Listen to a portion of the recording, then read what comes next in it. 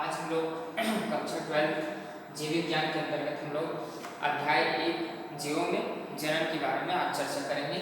तो हम लोग पिछली कक्षा में क्या लिखे थे कि अलैंगिक जनन के बारे में हम लोग पढ़े और कितने सारे स्टेप्स होते हैं अलैंगिक जनन के बारे में हम लोग पढ़े हैं। अब उसके बाद अलैंगिक जनन से क्या क्या लाभ है देख सकते हैं, कुछ पॉइंट्स यहाँ पर है। यह एक जंगीय जनन प्रक्रिया होती है, ठीक है।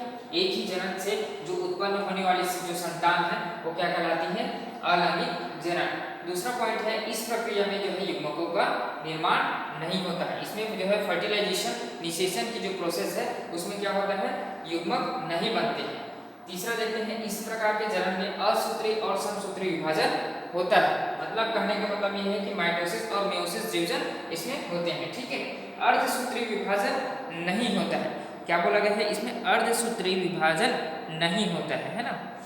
तो यहाँ पे एमाइटोसिस और माइटोसिस डिवीजन तो होती है, ठीक है, दोनों का विभाजन होता है, लेकिन अर्धसूत्री विभाजन नहीं होता है।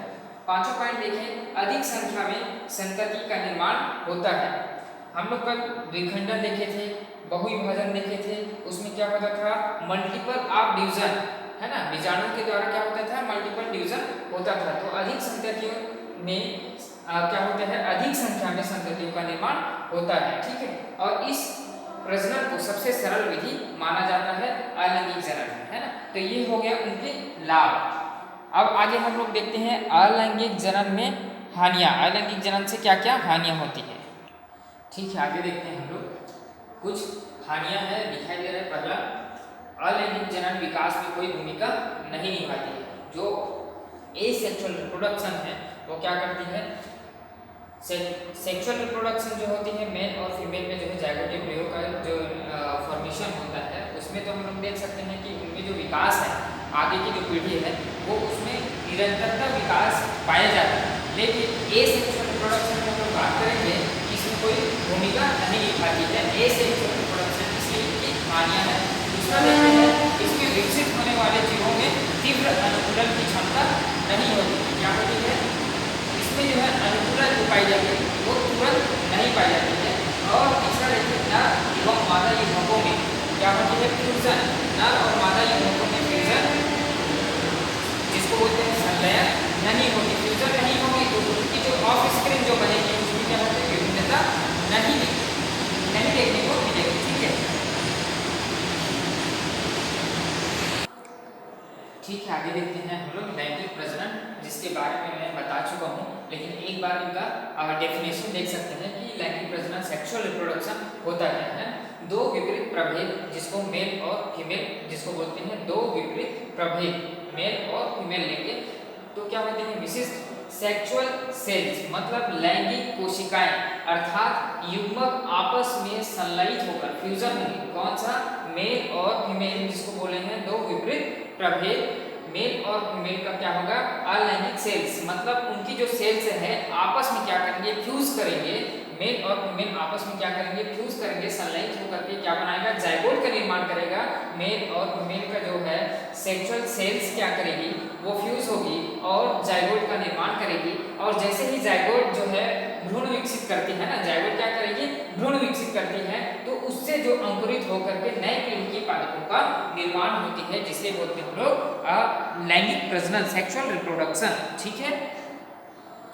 तो ये क्या होती है, जाइगोट जो होती है वो भ्रूण विकसित तो करती है और अंकुरित होकर नई पीढ़ी को पादपों का निर्माण करती है। लैंगिक जनन की ये प्रक्रिया संलयित लैंगिक अंग निम्न वर्गीय पादपों और उच्च वर्गीय पादपों में भरपूर आकार की और विभिन्नता प्रदर्शित करती है। इसको हम लोग क्या डायग्राम से समझते हैं कि एक मेल और फीमेल से,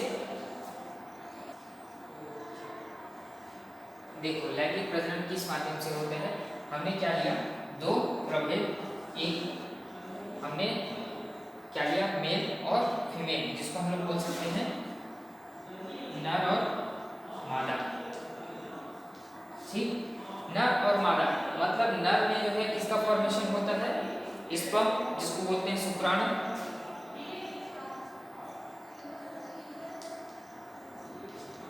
अब ओवम मतलब अंडाणु,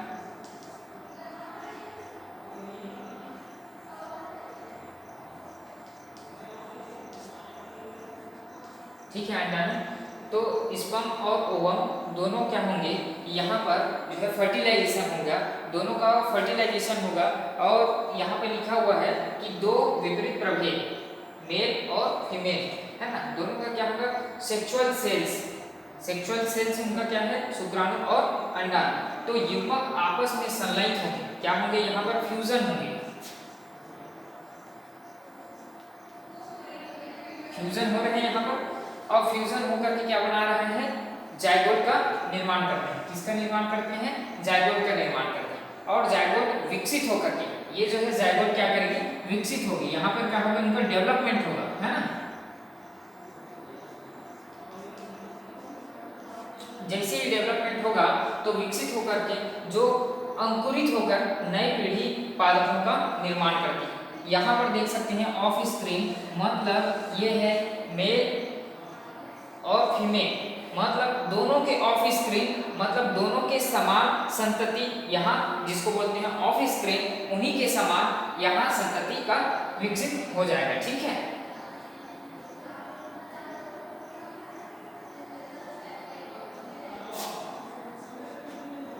ये क्या है एन, दोनों क्या है हैप्लॉइड है। और यहाँ का क्या हो जाएंगे, दोनों फ्यूजन होंगे तो 2n डिप्लॉइड में कन्वर्ट हो जाएगा।